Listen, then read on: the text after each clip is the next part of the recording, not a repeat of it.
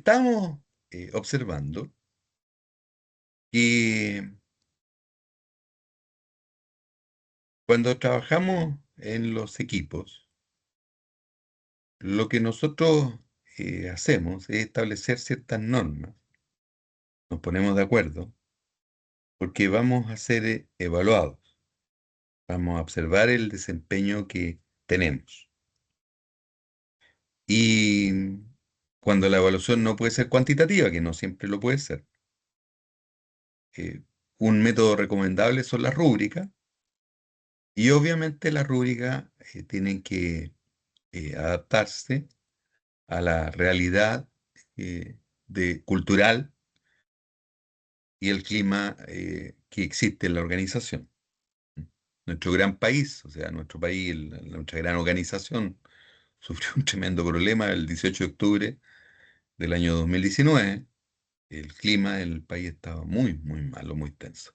Entonces hay que adaptarse a las circunstancias y varias cosas fueron repudiadas por la gente respecto a que no se evaluaban, no se consideraban una serie de elementos. Entonces, es necesario adecuar, ¿no?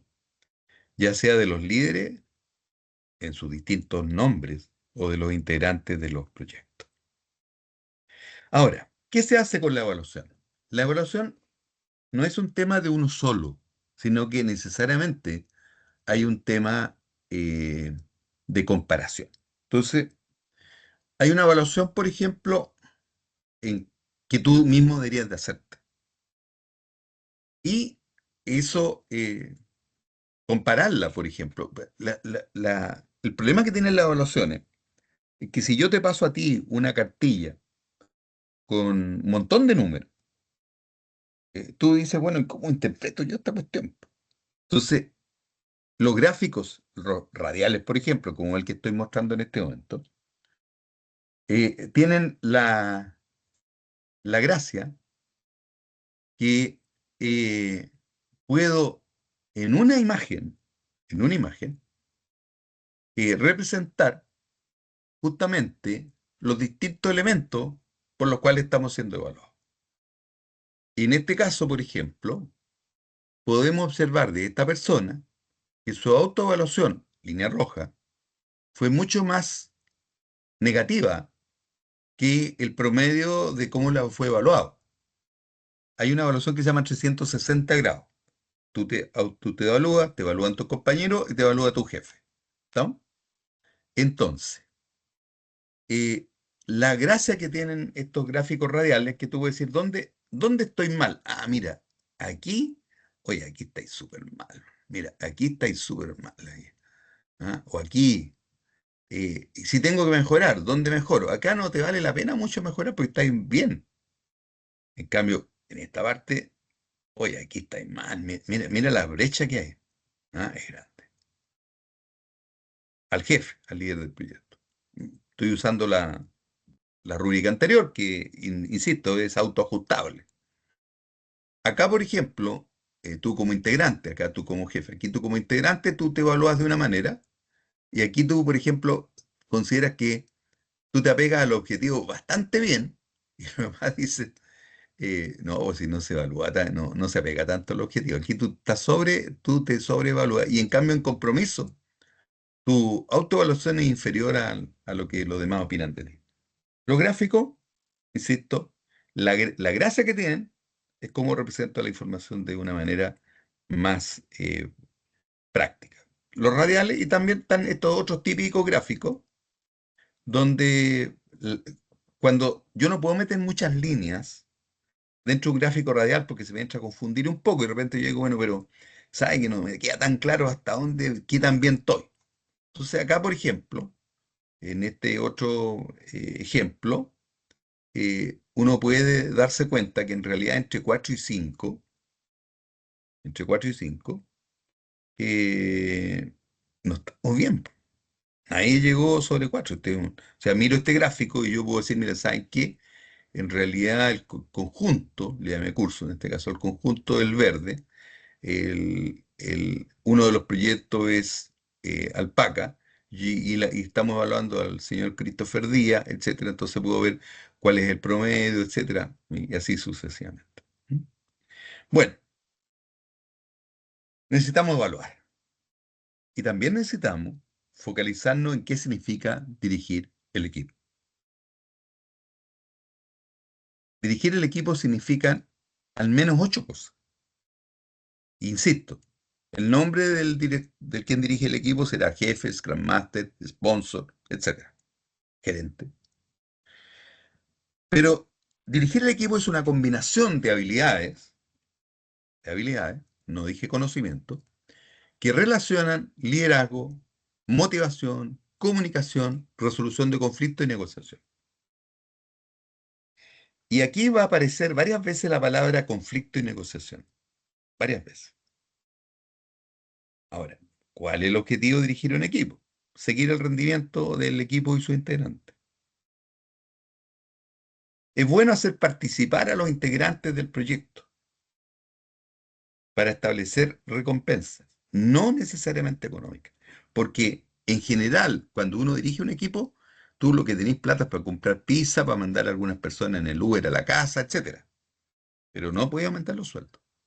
Entonces, ¿qué cosa haces para tratar de que la gente se motive? Pero si nos quedamos trabajando hasta las tardes y después uno dice, bueno, ustedes verán cómo se van para la casa, obviamente que eso no va a incentivar el trabajo intenso cuando a veces se requiere. Ahora, hay circunstancias, por ejemplo, que a veces hay grupos en los cuales la gente espera que a uno le asignen lo que uno tiene que hacer. Y le dicen, mire, ¿saben qué? Esto es lo que ustedes quieren hacer. Hay otros, por ejemplo, en que te dicen, mire, ¿saben qué? Véanlo ustedes. Les faire, véanlo ustedes se organizan. Y aparecen ciertas teorías, como la teoría de MacGregor, que lo puse acá, pero no necesariamente. En algunos textos se menciona que existe la teoría X y la Y. En la Y está todo bueno y en la X estamos todos mal. No es muy utilizado hoy en día, pero es una de las teorías que hay. Como el director de equipo, quierase o no, va a llegar al problema de los conflictos, porque los equipos implican conflictos en sí mismos y la dirección significa que hay que estar preparado para manejar conflictos. Uno no puede decir que no sé. Entonces, nos dan alguna PMBOK, nos dice, oye, concéntrense en el asunto del conflicto.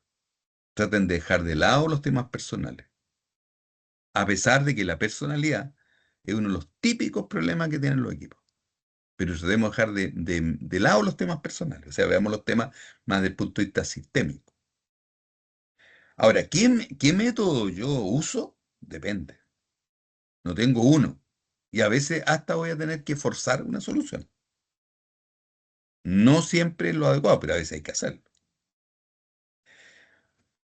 Porque lo que sí sabemos es que conflictos van a haber siempre. Y quien dirige el equipo lo sabe. Él sea el entrenador de fútbol. Sabe que va a tener problemas con algunos jugadores. Lo va a tener. Y lo mismo nos pasa cuando a ti te asignan el cargo de director, de jefe, etcétera. Tú tienes que tener claro de qué manera voy a resolver los conflictos porque van a ocurrir. Frecuentemente los conflictos son las prioridades del proyecto, los recursos, las personalidades. Son complicados. Y res- producido el conflicto, ¿qué es lo que hago? ¿Negocio o trato de resolverlo? Porque no siempre la negociación es posible.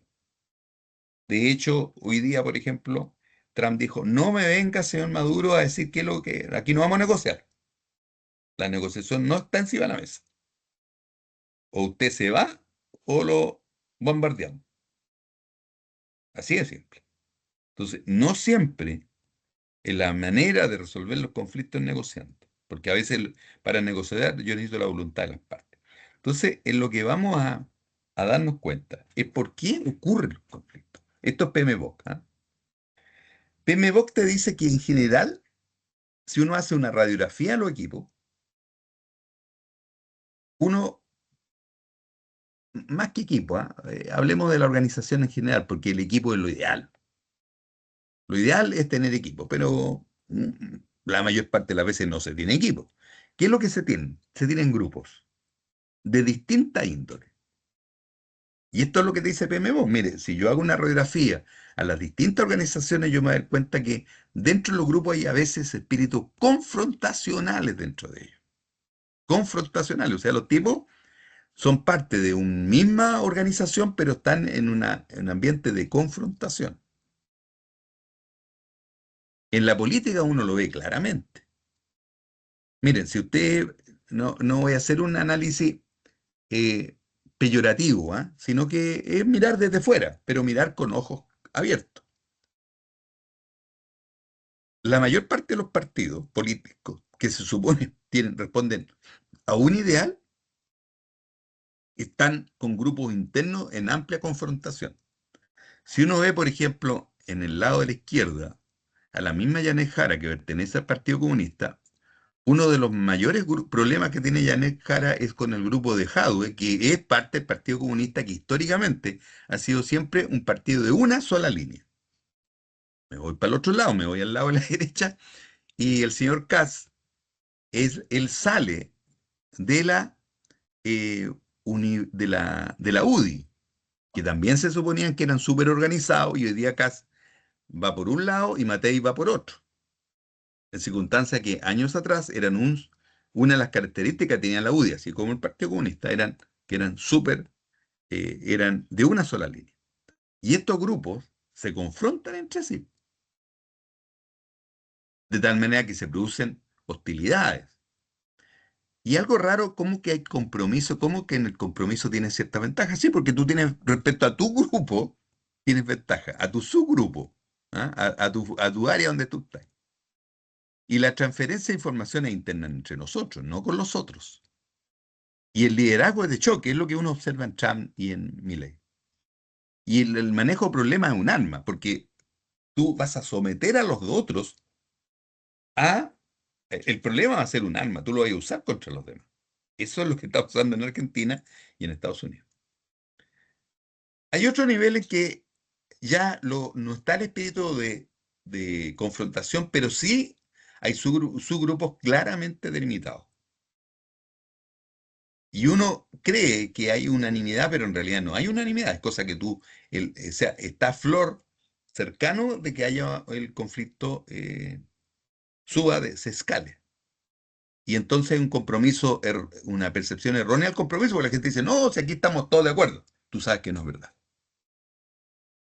Y la transferencia de información, como tú no eres de mi grupo, eres del otro grupo, yo te voy a pasar información, pero fragmentadamente.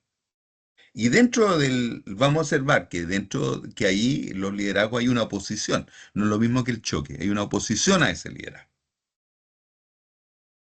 Y uno lo observa, por ejemplo, lo que terminó pasando con la democracia cristiana hace poco, que se terminaron yendo varios.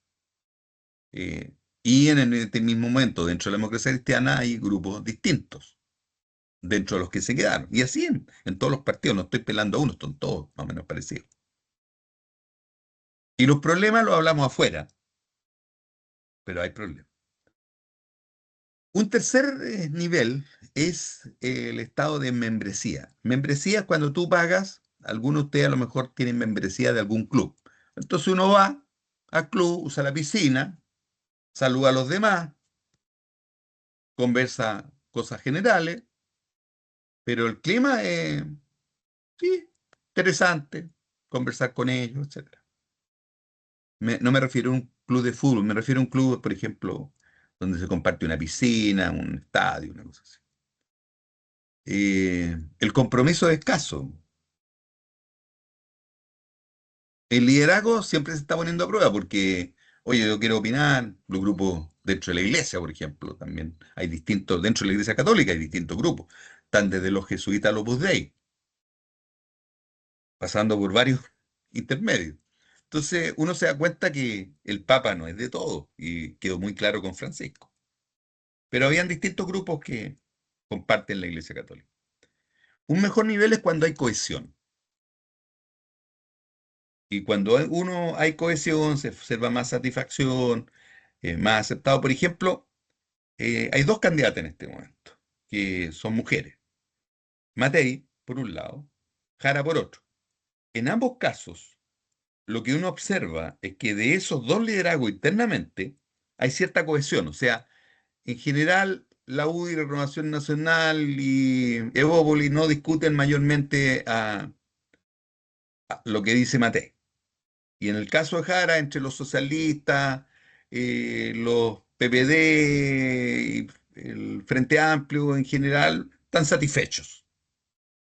Y hablé de esos candidatos porque esos candidatos representan grupos cohesionados internos, no en confrontación, excepto uno de ellos, que lo mencioné, el caso de Jara con el Partido Comunista, en particular, que es parte de su partido. La discusión es baja, hay discusiones, pero son bajas. Y en general hay un apoyo. Y lo mejor es cuando hay responsabilidad compartida, el nivel 5, donde hay un apoyo franco, hay un compromiso total, hay una transferencia de información colectiva entre los distintos grupos, entre los distintos equipos, hay un apoyo con libertad al líder, nosotros creemos en el líder y hay cierto debate para optimizar, porque en realidad los problemas tenemos que conversar. ¿No? Bien, como sabemos que los conflictos van a existir, algo tenemos que saber del manejo de conflictos.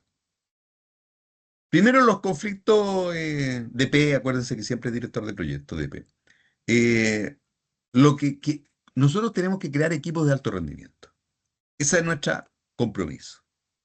Y esto implica que, como sabemos que hay problemas, los vamos a tratar de enfrentar el conflicto de manera constructiva, porque también lo puedo hacer destructivamente. Yo les mencioné el caso de la democracia cristiana, que ya hay varios partidos derivados de la democracia cristiana, porque no pudieron, o sea, el conflicto ya a su máximo es destrucción de grupos internos, y algunos se van para afuera. Entonces, ¿qué es lo que necesitamos en la gestión de conflictos? ¿Cómo fomentar la colaboración para resolver esos conflictos con una comunicación lo más efectivamente posible? No siempre se puede decir toda la verdad, pero lo más abierta posible. Posible. Ahora, los conflictos tengamos claro que son a nivel interno de las personas, hay personas que son conflictivas, hay conflictos entre personas y también hay conflictos organizacionales, porque hay problemas, porque recordemos que, y lo dice en la lámina anterior, el PMBOK, dentro de los grupos, hay grupos, y dentro de esos grupos a veces los grupos van a colisionar internamente. Entonces también hay problemas organizacionales. Por ejemplo, nosotros aquí en la Universidad de Santa María tenemos situaciones internas de conflicto. ¿Cuáles son? Tenemos sedes y campus, que no son lo mismo ni la gente gana lo mismo. Eso te genera un conflicto organizacional. ¿Por qué? Porque tú decís, bueno, pero usted es de la sede o del campo. No, soy sede. Ah, entonces el sueldo suyo es más bajo que el campo. Entonces, ahora, eso, ¿por qué no hemos resuelto? Porque no es fácil resolverlo. Entonces, a veces se convive con el conflicto, se logra manejarlo, pero el resolverlo no es tan fácil como decir, bueno, aquí la hay pareja o lo que uno quiera hacer. Y de acuerdo al grado del conflicto, de repente se van a tomar decisiones más o menos duras. Para resolver conflicto, las metodologías conducen más o menos a lo siguiente. Lo primero es identificar y definir el problema como siempre. En todas partes lo que uno primero tiene que hacer ante un problema uno tiene que identificar. Segundo, investigar con datos, con información. Y dice datos cuantitativos, pero información a veces cualitativa, ¿no? Lo que pasa, que sucede, las ciertas tensiones entre las personas. Después ir a la causa raíz del problema, porque si no vamos a la causa raíz del problema no vamos a ir por los síntomas. 4, busquemos qué alternativas tenemos. 5, implementemos la solución. Y sexto, veamos si el conflicto verifiquemos si se resolvió o no se resolvió. Entonces, esta es una metodología típica de resolución de conflictos, que no siempre se puede aplicar. Ahora, PMBOK insiste bastante en cuáles serían las formas para poder resolver los conflictos. Fíjense que, y ojo, puede haber un autor que diga una sexta forma. Por ejemplo, lo que anunció Trump en la Nación Unida, y lo dijo en la Nación Unida, yo los voy a hacer desaparecer al señor Maduro y los demás, o sea, los voy a bombardear. Incluso los tipos no podían entender bien la traducción de la palabra que usó en la Nación Unida Trump, diciendo que los va a aniquilar, pero quiso decir aniquilar o anular, que no es lo mismo. Entonces el tema era, porque fue tan explícito, entonces acá no dice, por ejemplo, eliminarlo. pero podría haber una F, eliminar al otro. En algunas empresas a veces echan a los otros. Entonces, bueno, una es retirarse, eludir, evitar el conflicto. Y sabes que en realidad no. ¿Para qué vamos a hablar? ¿Cuál es en Chile, las familias cuando se reúnen en general dicen no hablemos de política ni religión, para que tengamos la fiesta en paz, como dicen los españoles? O sea, vamos a almorzar, oye, por favor, no se pongan a hablar de política ni religión. Y algunos a veces dicen, oye, pero no hablen de la suegra, porque también eso va a ocasionar un problema, o el suegro. ¿Ah? Entonces, Y evitémoslo. hoy en día ni de fútbol. Ni de fútbol. Entonces hemos ido sumando elementos. La otra alternativa es acomodarse, adaptarse, suavizar la cuestión. Sí, pero saben que, oye, no es tan grave, mira. Oye, pero saben que en realidad, mira, es bueno hablar las cosas porque uno crece. Estamos suavizando. Consensuar, conciliar, comprometerse. Que ahí, en el fondo, estamos cediendo. Porque uno no puede pensar de que uno va a ir a convencer a todos los demás que uno tiene totalmente la razón y todos los demás van a tener que decir, sí, tú tienes la razón. Hay un conflicto. Ojo, hay un conflicto. Nos han cuestionado. Y a veces, señores, forzar, dirigir, sencillamente aquí se va a tomar la siguiente decisión porque esto no se puede seguir manteniendo. Y ojo, se hace, sí, a veces sí. Acá hay un problema con traducciones, ¿ah? Sí que hay que tratar de entender el espíritu de la cosa. Porque alguien puede decir dirigir, profe, no es lo mismo que forzar. Sí, pero aquí se está dirigiendo en términos a fijar una posición sobre las otras. Entonces, cuidado con las traducciones. eh, Cuando no hablamos directamente del inglés, imagínense, Trump dijo, era aniquilar, o era anular, o era eliminar. ¿Qué quiso decir Trump? Entonces, aquí hay sutileza de palabras, ¿ah? ¿A cuál de los niveles? Y lo otro es colaborar. O sea, mire, ¿saben qué? En realidad en este conflicto es tan grave que el tema es cómo nos ponemos de acuerdo. Miren, una de las cosas de los éxitos que tuvo Bielsa cuando fue entrenador de la selección nacional, se ha escrito mucho sobre Bielsa, ¿ah? Por eso yo lo menciono. Es alguien que, si yo hablo de Bielsa, todos más o menos me van a entender de qué hablo. Si yo hablo a veces de un liderazgo, de otras características, uno va a decir, bueno, que yo no estoy en ese país, no lo tengo tan claro. Entonces, Bielsa, en cambio, nos invoca a los chilenos y nos hace pensar en el mejor tiempo. Años atrás, cuando Bielsa asumió la dirección de la selección nacional, en general había un alto grado de conflicto entre no le prestaban los jugadores a la selección nacional y que lo que Bielsa logró convencer a los dirigentes del fútbol que si ellos prestaban a los jugadores para jugar en la selección nacional, el jugador se valorizaba. Y si se valorizaba el jugador, el club iba a ganar más plata. Entonces, por favor, colaboremos, porque antes de Bielsa, los clubes no necesariamente prestaban los jugadores. Entonces, hoy día nadie cuestiona eso. O sea, hoy día todos quieren estar en la selección nacional, a pesar de lo mal que nos ha ido. Pero la instancia de colaboración no es natural. No es una cosa que a veces ahora cuando llega, etcétera, hay diálogo, uno dice, mire, colaboremos en esto. ¿Ah? Ok. Entonces, esto es lo que nos dice el PNV. Hay una película muy buena que está en Netflix que se llama Siete años. Entonces, esta película, yo les sugiero en general, fíjense, uno aprende mucho y se entretiene. Además, la gracia es que uno se entretiene. En esta película, que se llama Siete años, son socios. La voy a resumir, no literalmente, porque para hacerlo literalmente, mejor vayan a Netflix y digan que le resuma o que se lo haga la IA. Donde alguien tiene que ir a la cárcel de los socios. Y el que vaya va a ser condenado por 7 años. ¿Se van todos o se va uno? Entonces es sumamente interesante la película porque te plantea el tema, oye, alguien se tiene que ir a la cárcel porque gratis no la sacamos. ¿Quién de nosotros cuatro asume irse a la cárcel? Fíjense que los delincuentes son muy inteligentes. Un error que tiene la ciudadanía respecto a los delincuentes que cree que son tontos. No, los delincuentes son muy inteligentes. Y son más inteligentes incluso que nuestros que nuestra policía, nuestro gobernante muchas veces. ¿Ah? Entonces, la negociación, ellos no tienen mayor problema en mandar a alguien a la cárcel. Y el otro sea contento, etcétera, le asegura ciertas cosas, la familia va a estar tranquila, a tener educación, respaldo, protección. Pero a los demás nos cuesta negociar. No es fácil siempre negociar.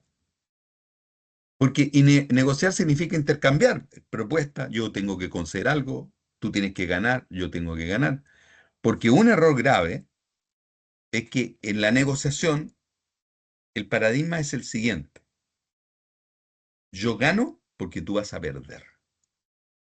Y el que pierde, estos dos se equiparan. Yo gano, tú pierdes, o tú pierdes y yo gano. Decía, cuando en general uno hace eso, terminan perdiendo ambos. Cuando en realidad uno puede buscar cosas mejores que nos van a ayudar a todos y que es una relación ganar-ganar. Años atrás, entre Chile, entre Perú y Ecuador había una tensión muy grande y los dos países tenían problemas para surgir económicamente, porque tenían discusiones limítrofes fuertes. Yo fui el primer director de la universidad en Guayaquil, por si acaso. A mí me tocó crear el campo en Ecuador, el campo académico. Sí que me tocó observar esto y yo trabajo harto con los peruanos.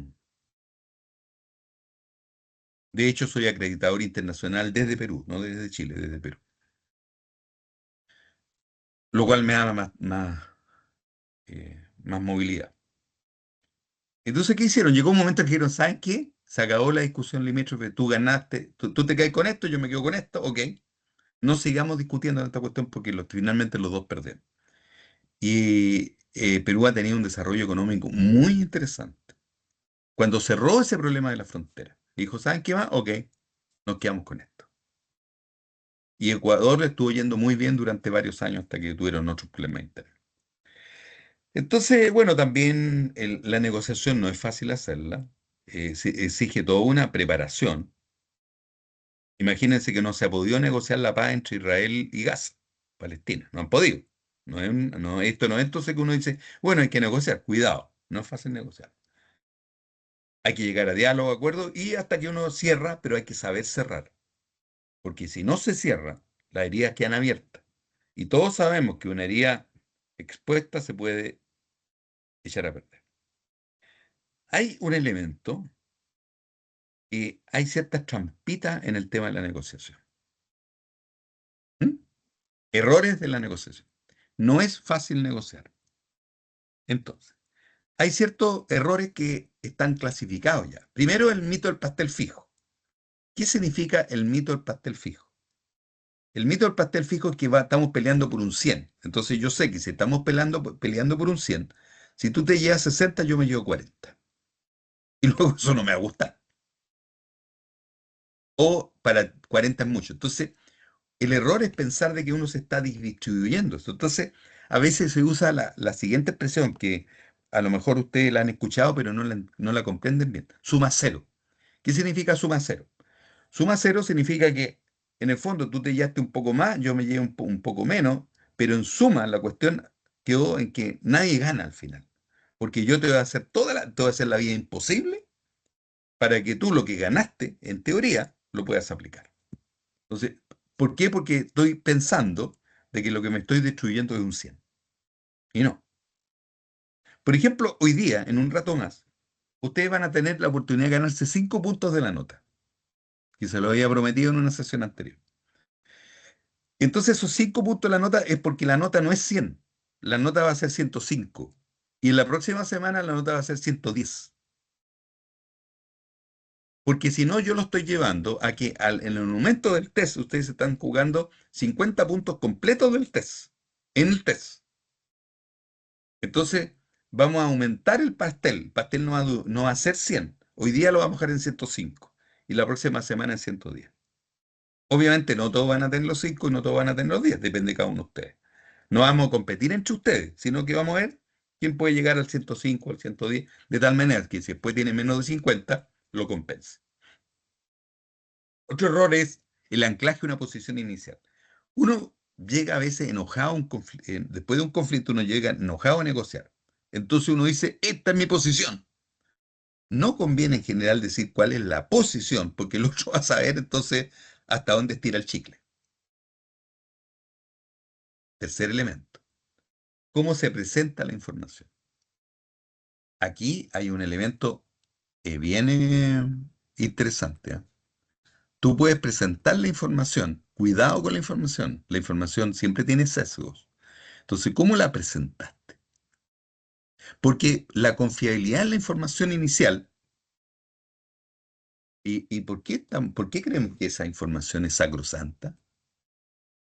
¿Quién me dice eso? ¿Quién me la presentó? ¿Cómo me presentó la información? ¿Ustedes cuántas veces ven encuestas y ustedes dicen, pero esta cuestión no tiene base? Claro, generalmente la información que se pone sobre la mesa de la negociación no es completa, porque alguien puede estar jugando con eso.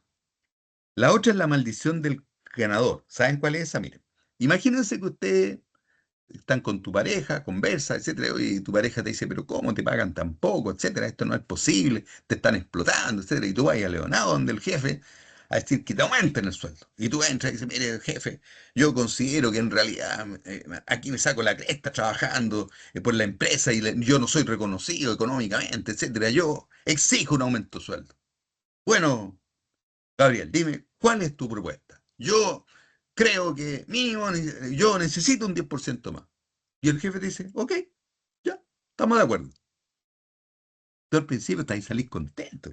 Pucha, logré el 10%. Llegáis a tu casa, habláis con tu pareja y ¿cómo te fue? Bien, me dieron el 10%. ¿Y cómo te lo dijo el jefe? No, yo planteé lo que hablamos aquí nosotros dos. Yo llegué allá y le dije. Y mi jefe me dijo, sí, ok, aquí tiene el 10%. Entonces tu pareja te dice, pero vos soy tonto. ¿Por qué no pediste el 20%? Porque si te dieron el día de inmediato, es porque en Pero es realidad te iban a poco. dar más, po. Sí. ¿Ah? Entonces hay ciertos truquillos que ustedes nunca, y seguramente ustedes ya lo han probado muchas veces, incluso ustedes dicen, no, sabe que esto es muy difícil, etcétera. Entonces los jefes siempre te van a decir eso, no, esto es muy difícil. Si el jefe te dice que sí, oh, significa que, chuta, en realidad era mucho más lo que se podía. Maldición del ganador, ganó y cree que perdió. La otra es excesiva confianza en lo que él piensa y omite la información distinta que le están dando. Entonces el tipo dice, no, se llama ganar. Los políticos ahora para la elección presidencial, hasta usted cree que va a salir presidente. Eh, porque omiten que le están diciendo que tiene problemas. Y los prejuicios. Eh, los prejuicios significa que eh, tú prejuicios previo al juicio. Entonces tú vayas a pelear ciertas cosas.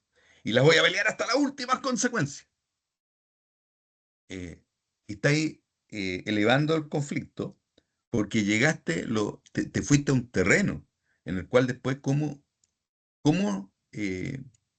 lo hacemos? Fíjense que hace menos de un mes, Israel bombardeó Qatar, donde estaban los negociadores de los palestinos. Mataron a todos los negociadores de los palestinos que estaban negociando la paz con Israel. Y los mataste. Y en otro país.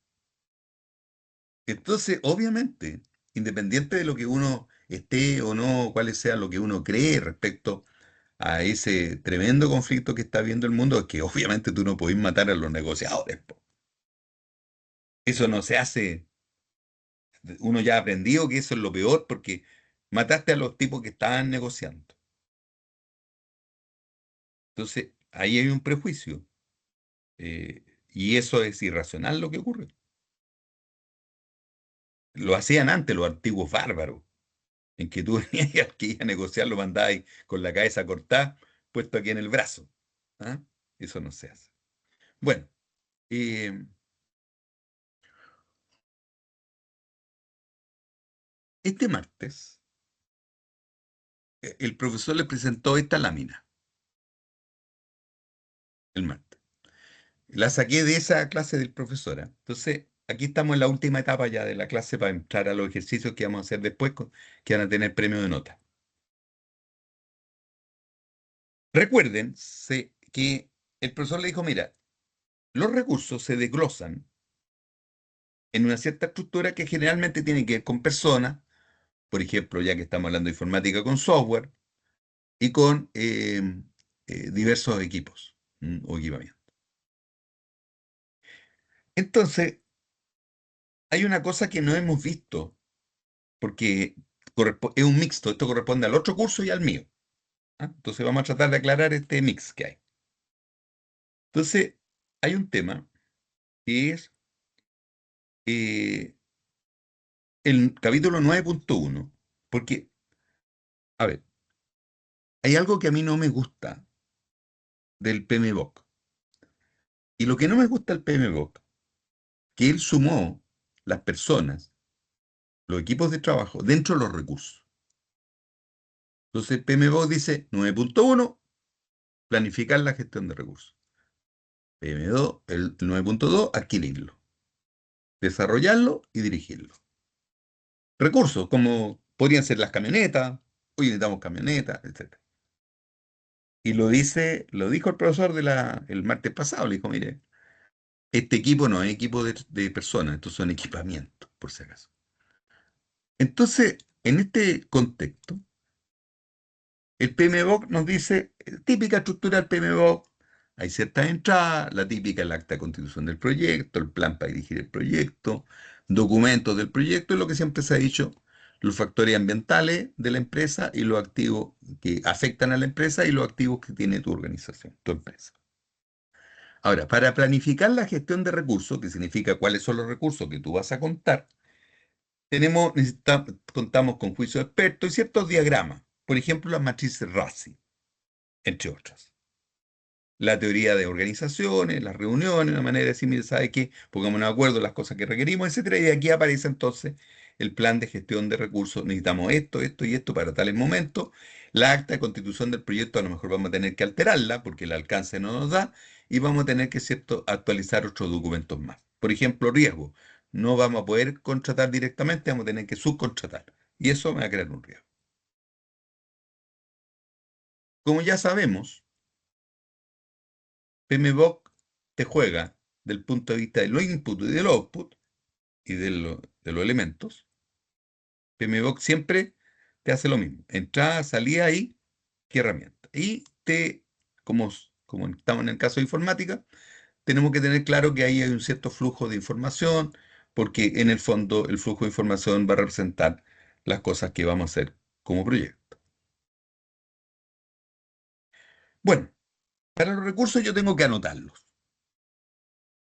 Y como estamos hablando de recursos humanos, que el objetivo de este módulo no es de cómo comprar camioneta o software. Vamos, una es hacer una descripción típica de texto, como cuando uno ve siempre, oye, se contrata una persona, se requiere que sea ingeniero senior, que tiene que tener tales características, etcétera. Ya, ok, se pide. Eso en general hay que traducirlo en una descripción de cargo. Entonces, típicamente cuando ustedes llegan a una empresa, ustedes dicen, oye, ¿cuál es la descripción de cargo? Ya, y te dicen, mira, este es el rol, la autoridad, la responsabilidad y las competencias que se necesitan. Pero PMBOK te recomienda que lo hagas mejor a través de una matriz de responsabilidad y roles, de asignación, una matriz de asignación de los recursos. Profe, El- la, la RAM, una- el nombre, la gracia que tiene la RAM, es que te permite, y puedo colocar aquí unos computadores, y puedo colocar aquí otras cosas. Sí, adelante, Lorena. sí, cuando usted habla del PMBOK, está hablando del 6, ¿cierto? Sí, del 6. Ok. Sí, sí, del 6. Porque el 7 de hecho, está próximo a salir el 8 porque el 7 adelantó, pero no dijo el cómo se hacían las cosas. Entonces hemos tenido que volver atrás para decir, oye, ¿sabes qué? En realidad, en ninguna parte hablaron de la RAM. ¿Y qué hago con la matriz? La gracia de la matriz RAM es que es una matriz de asignación de recursos, donde yo podría agregar responsabilidades, pero también podría agregar camioneta, plata, viaje, etcétera. Entonces uno va diciendo acá, por ejemplo, si hago en torno a recursos humanos, voy a decir, mire, esta actividad necesita un equipo de 5 personas, donde está el líder técnico, quien hace cargo del front-end, back-end, el product owner, el Scrum Master, etcétera, y va colocando en remadas columnas lo otro que requieras. Pero en particular hay una matriz que es muy interesante y es la RACI. En la matriz RACI, uno coloca las actividades y va colocando las distintas personas que participan. Y estas distintas personas que participan, no siempre van a participar todos, no todos son invitados a la misma fiesta. Tienen, yo los puedo, a algunos de ellos los voy a necesitar de informarles. Ojo, ustedes van a ser informados. Cuando ustedes reciben un mail, dice con copia. Están siendo informados. Copia, son informados. Pero a veces yo te mando un mail o te llamo a una reunión porque te tengo que consultar ciertas cosas. Y hay un responsable. En todas estas cosas siempre, en cada actividad tiene que haber alguien que es un responsable. Alguien que es un responsable. ¿Me entienden? Siempre tiene que haber un responsable. Puede que alguien tenga que ser consultado, a lo mejor no. Tengo que informar muchas veces a mucha gente, mantenerla informada. Lo mismo en comunicación, en la primera sesión. Pero también hay quien, una palabra que los gringos tienen y que no existe en español. ¿Y quién es el accountability? ¿Qué significa accountability? Significa quién es el responsable final, si lo quisiéramos decir. ¿Quién es el responsable final? Y una diferencia que hay entre esta versión del PMBOK y otras anteriores es que el accountability es quien es el último responsable, el que rinde cuenta. ¿Quién rinde cuenta? Cosa que en la cultura latina cuesta, porque esta palabra incluso no tiene, accountability no es una palabra en español, no hay una palabra en español, porque no está dentro de la cultura hispana de la cual nosotros formamos parte. Por eso que no hay una palabra. Entonces nosotros tenemos, a ver, ¿esto qué viene a ser más o menos? Ah, viene a ser algo así como el que rinde las cuentas. Pero ojo, no es el contador, sino que es el tipo que dice yo pongo la cabeza. Y eso no está dentro de la cultura latina, desgraciadamente. Entonces uno dice, pero hay un R. Sí, pero aparte de un R tiene que haber una A. ¿Quién es el que pone la cabeza por tal cosa? Esta es una modificación importante que hizo el PMO. Bueno, hay un ejercicio que no lo voy a hacer en este momento, se lo voy a dejar y lo vamos a ver la próxima semana, pero hay una serie de tareas. Miren, en una versión anterior de este diplomado, había un director de proyecto. Entonces, él nos contó lo siguiente, ¿cuál era su rutina como director de proyecto? Entonces, él decía que se levantaba a las 9:30 de la mañana, a las 6:30, a las 8 estaba revisando sus mails, después estaba viendo ciertas tareas prioritarias, temprano, antes que lleguen los demás. Después iba reuniéndose en coordinación, ¿cierto? Típico de los Scrum, media hora, una hora. Después avanzaba en ciertas tareas, volvía a chequear los mails antes de irse a almorzar, almorzaba, volvía, el gerente, ¿ah? Así que tipo, se toma un almuerzo más o menos largo, ve, hace propuestas, estimaciones, revisa los KPI, ¿cierto? Sigue trabajando y así sucesivamente. ¿Por qué les presento? Y a las 10 de la noche se iba a dormir.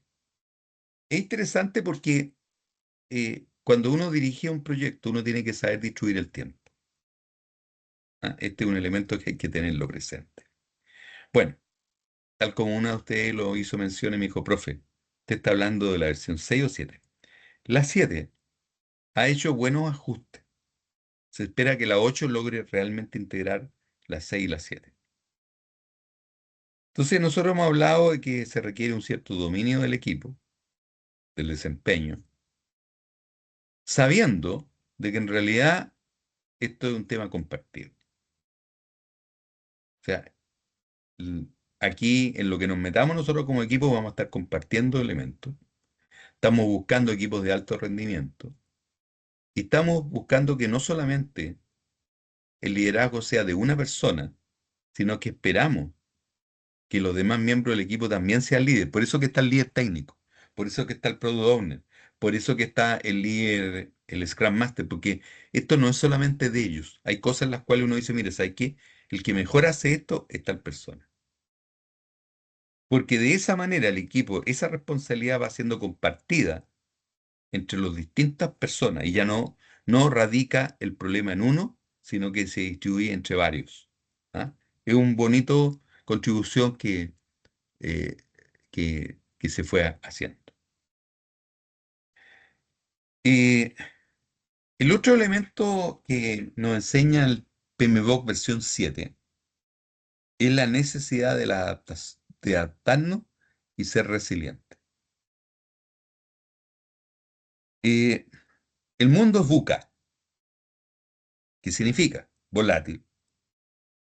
La U es de incerteza en inglés, complejo, requiere una tremenda adaptabilidad para vivir todo eso. Es ambiguo. Las cosas no quedan muy claras en este momento, nunca. Entonces hay que construir esa capacidad. Y la capacidad de resiliencia, que significa una propiedad que tienen los metales, de volver, si tú los doblas, de acuerdo al índice de resiliencia, el metal vuelve al elemento anterior sin quebrarse. ¿Hasta dónde se recompone? ¿Hasta dónde nosotros vamos a poder seguir sobreviviendo respecto a estos problemas? Eh, entonces, es una complejidad adicional en un mundo que hoy día es buca, insisto, ambiguo, complejo, de incertezas, volátil. Es sumamente interesante esto llevarlo a los equipos. Y el otro elemento es que el cambio, si hay una cosa que el mundo nos ha enseñado, es que en realidad hoy día la única certeza que tenemos es que las cosas están cambiando y cambiando fuertemente. Yo no sé si ustedes han escuchado las escuelas alfa. En Estados Unidos partieron hace poco tiempo atrás las llamadas escuelas alfa. Es un grupo de escuelas en Estados Unidos, privadas en general y cara, $40.000 el precio promedio, donde los estudiantes ya no tienen profesores. No hay profesores. Durante 2 horas diarias, los estudiantes son enseñados por la IA, personalizadamente. O sea, es como que en este momento cada uno de ustedes estuviera aprendiendo distinto, no como lo estoy haciendo ahora, que yo estoy irradiando hacia todos ustedes, sino que todos, cada uno a su propia velocidad. Y de acuerdo a sus condiciones. No, en realidad tú vas a ser todo uno, así que este tema no vamos a insistir mayormente, porque pero tú vas a estar allá y yo te voy a estar entrenando para Pro y tú que estoy Scrum Master, te voy a estar hablando de la lengua. Entonces, un tremendo cambio. Y después, durante 3 horas, se hacen talleres, pero no con profesores para materias, sino que para otros temas, como por ejemplo, capacidad de comunicación, idioma, etcétera, practicarlo. ¿No? Es un nuevo concepto, un mundo de tremendo cambio.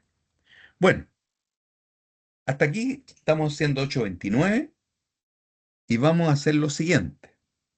Vamos a descansar 10 minutos y por favor, hay alguien que se fue, entonces le pido que, y si lo pueden contactar, le digan, oye, hay que vuelve porque vamos a hacer lo siguiente. A la vuelta vamos a volver con cierto ejercicio.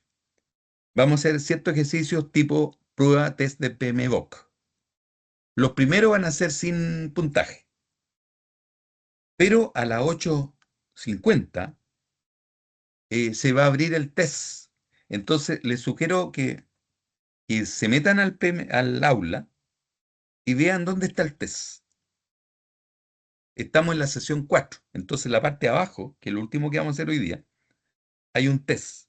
Cuidado, hay 2 tests. Hay uno de ejercicio, pero dice guía de ejercicio, algo así. Y hay otro que dice que se va a abrir a las 8:50. Entonces, lo mismo que van a vivir el lunes 6 y el día que me digan cuándo quieren el test. Entonces, eso se abre en un momento determinado y se cierra. ¿Ah? Entonces, nos juntamos en 10 minutos más a hacer un ejercicio de precalentamiento y después vamos al otro ejercicio. Eso en ningún motivo te resta puntaje, sino que a lo mejor vas a ganarte 5 puntos porque hay 5 preguntas. Así que descansemos estos 10 minutos y por favor contacten al compañero que vuelva, porque si no vuelve al ejercicio, después va a entrar en frío al partido de fútbol. ¿Ah? Dijo que ¿Vamos? estaba en la unidad 4. En la unidad 4, en la parte de abajo del aula. ¿Estamos? Ok. Ya. Entonces, 10 minutos, 9 minutos de descanso y volvemos. ¿Ah? Voy a suspender la grabación para que nos quede bien grabado. ¿Ah? Descanso. Ok.